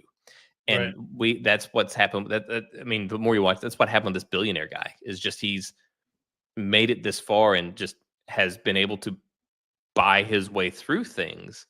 And he just felt like he was invincible and that nothing would ever happen to him because of his money. And he just made horrific decisions as a result of it. It's fascinating. It's eye opening, but I could not recommend it more highly. If you are into documentaries, you're into the Dude, I can barely pass one up on. The other night I watched this like 3 episode one on the manhunt for Bin Laden. I Which have that was, one on my list that I want to watch. brother, it was excellent because it's one of those things where I started thinking about, and you get to a certain age where you start thinking of where was I at this very point in history? Because now I'm old enough to where I've lived a sufficient amount of history. But I remember my thoughts um, after 9/11. I remember my thoughts for the rest of my time in the military and then when I got out, and how at some point I remember thinking, God bless, dude, it's been 4 years. We still have not found this guy. And we keep screwing up and forcing him further into ground, and we're not going to find him. And now he's probably dyed his hair blue or blonde, and he's wearing blue contacts, and he goes by the name of Chet, and he's surfing out on the California coast. And this thing opened my eyes to a lot of things, like the fact that Bin Laden, and I don't want to spoil anything for you, and I'm not going to now, but Bin Laden, while the director of what happened on 9/11 didn't actually do it, he had a guy that planned the whole thing, and we actually caught that guy super early, which I knew. Yeah, he was lauded as the what they call him, the mastermind or the architect. He was an architect. Yeah.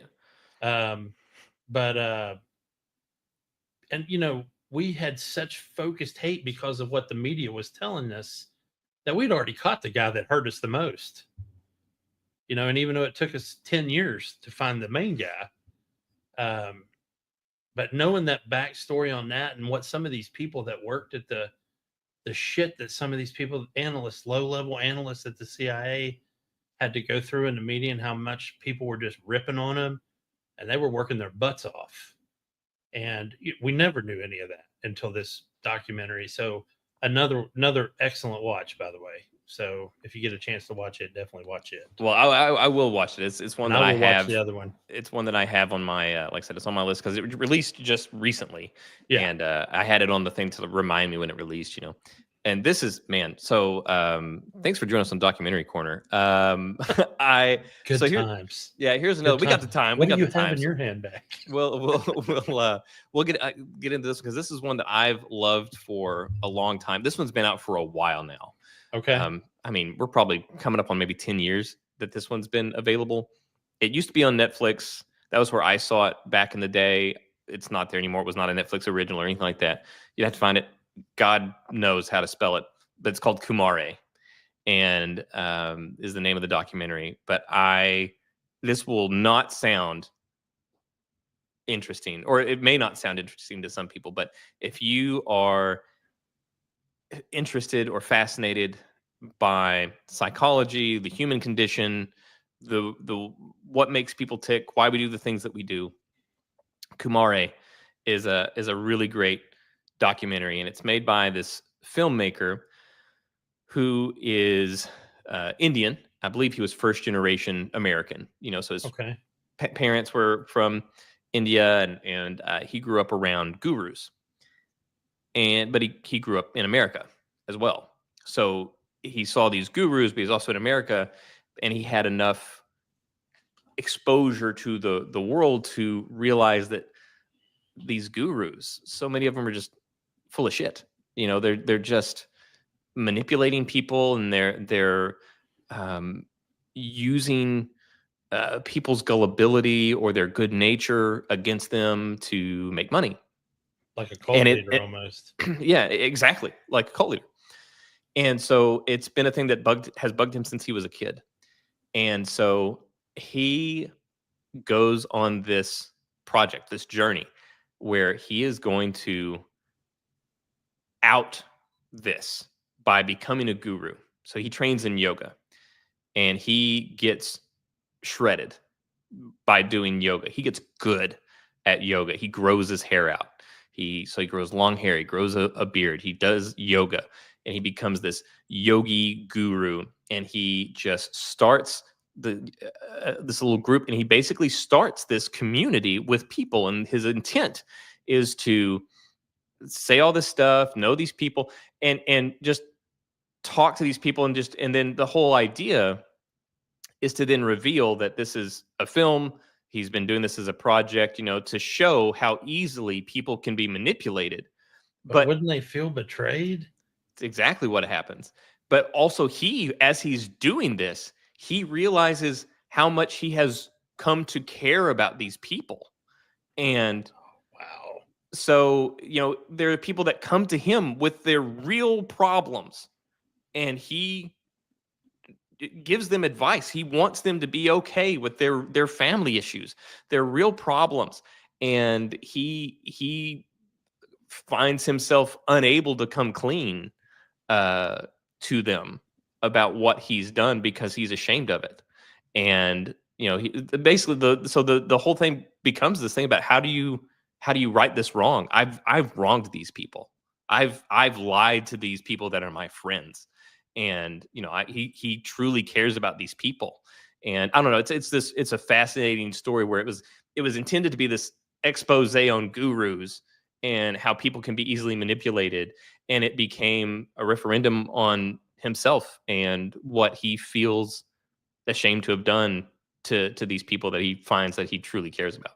And the weird thing is, the catch-22 of it all is he wouldn't be able to prove that unless he did that experiment. I mean, we all know it happens, but I think he was trying to show, based on what you're saying, what the process is like and how it happens. But then he got trapped by the process, and he dug himself into so many wrongs that no right was going to get him out of it. Yeah, Man, and that is- eventually he does have to come clean. He does have to get out of it, Yeah, and all you can do is rip the Band-Aid off. That's really all you can do. Put them all in a room and go, I'm full of shit. And then it's a matter of you see how people respond, and some people respond well and some people do not. And I would have brought bodyguards with me that day. it is so anyways, but yeah, it's called Kumari. It's called Kumari Thank you. because that was his persona. That was his yogi name. He was Kumari. And but yeah, it's really fascinating. It's fascinating psychological experiment. And yeah, it was really good. Really, really good. Man, dude, I will try to find that, and I will start it. But man, that just sounds brutal. It sounds brutal. I mean, at some point, I know with those types of stories where I'm like, even if they're fictional, like it's a television show or movie, I'm like, oh my god, how's he getting that? Oh my god. Okay, it is. Oh wow. Well, never mind. You can get it for free on YouTube. He released it for free on YouTube August. So it was originally released in 2011, but in 2022, August 31st, 2022, he released it for free on YouTube. So it is spelled Kumare, Kumare. All right. Everybody can go on YouTube after this and watch Kumare. So yeah, but that's all I've got. Do you have anything else that just comes to mind while we're at it? I just feel like we need something more positive to end on, because that was a brutal downer, dude. I felt bad for the guy, and at the same time, I don't. Well, let's see. Do we have anything else going on? I know. Let's see. We've got like we mentioned, Death Stranding 2 releasing next week. We're excited about that. Oh, we got F1 releasing next week. So I did want to bring that up. Thank you for reminding me. But good and bad about the F1 movie. So not one single review has been bad, which I think is wonderful. And these are even from outlets that aren't racing related.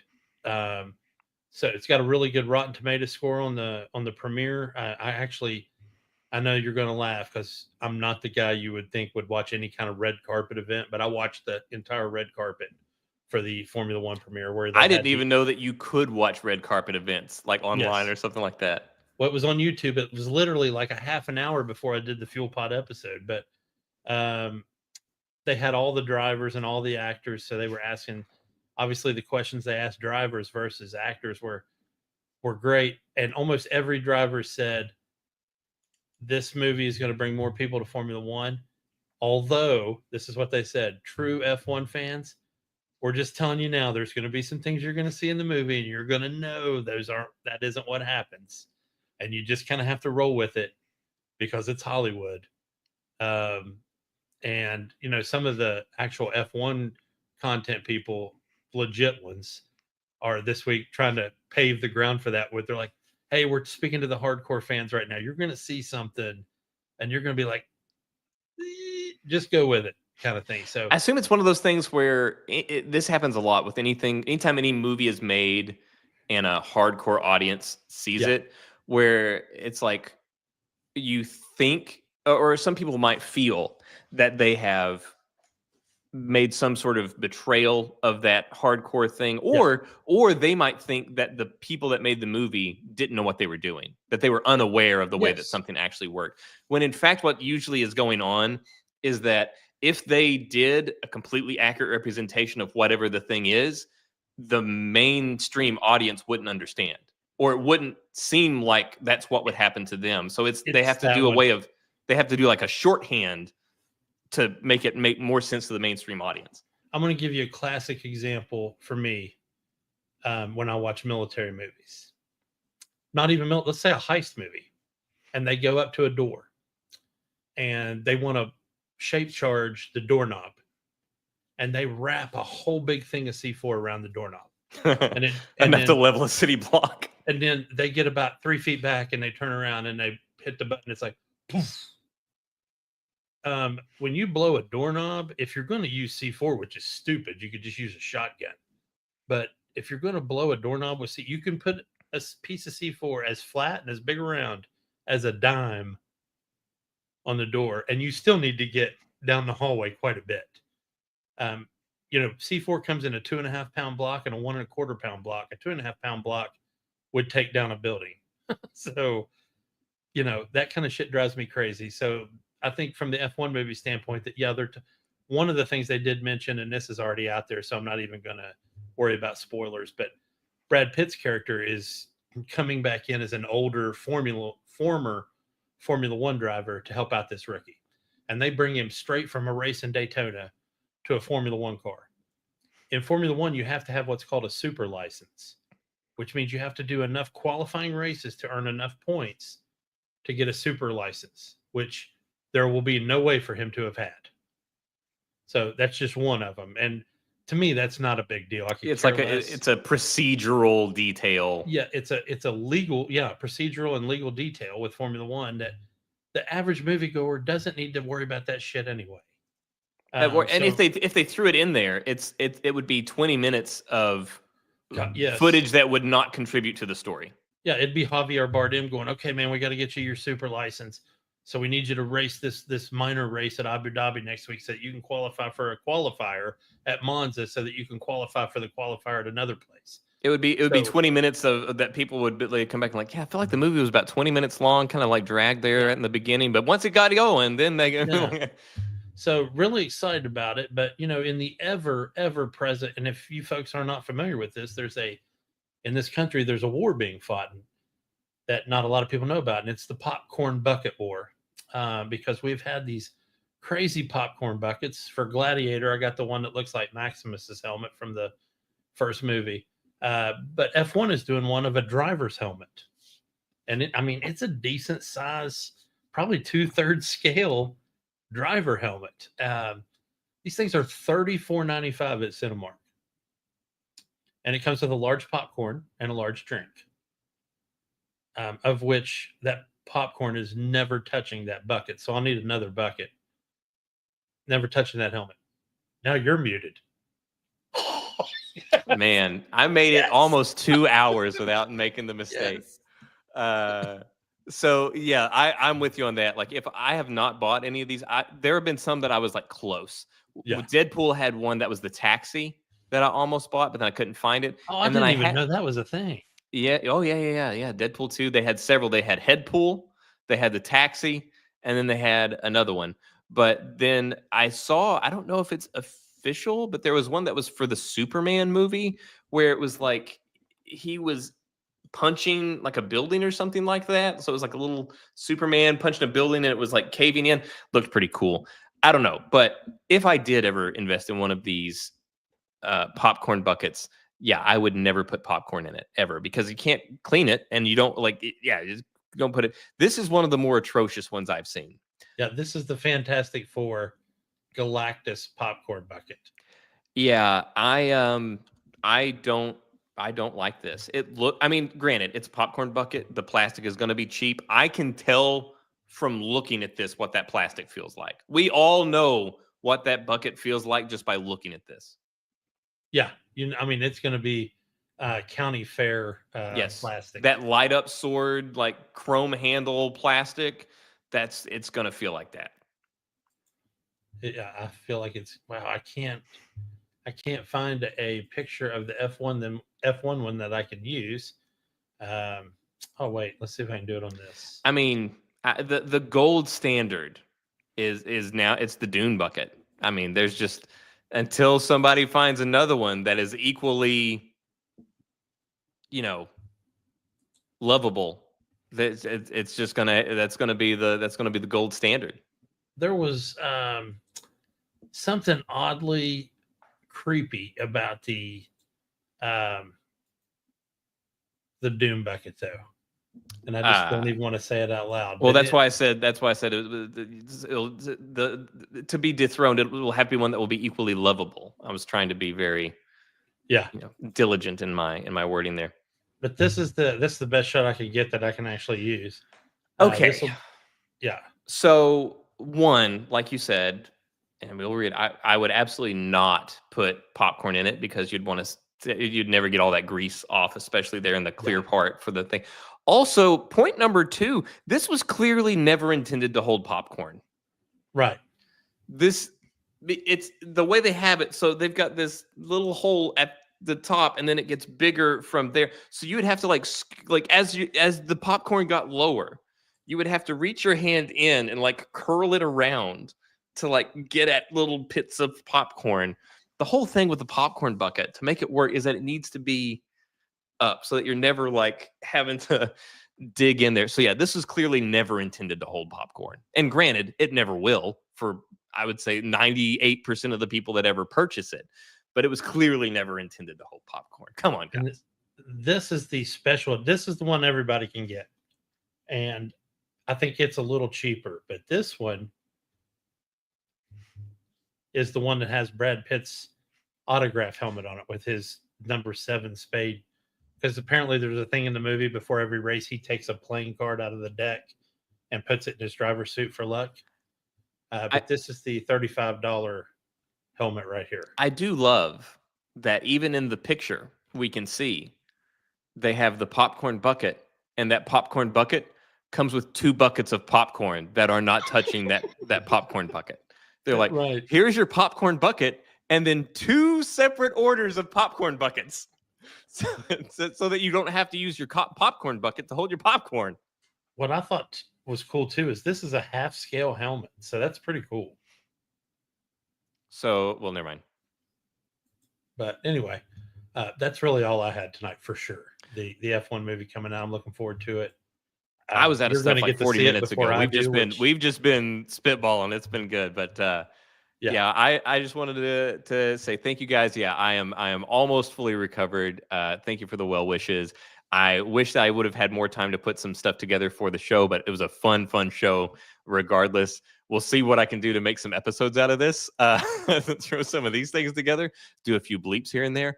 And but yeah, we'll come back next week. It should be a lot of stuff to talk about next week. Especially given that, again, next week is Death Stranding 2 week. So yeah, and you'll be playing it, and I will not have played it yet. So I'm looking forward to hearing about that. I think we need to do some mailbag next week and dig in and get some viewer comments out there. And so if we didn't get you this week, trust me, we'll get you. And hey, feel free to leave more comments.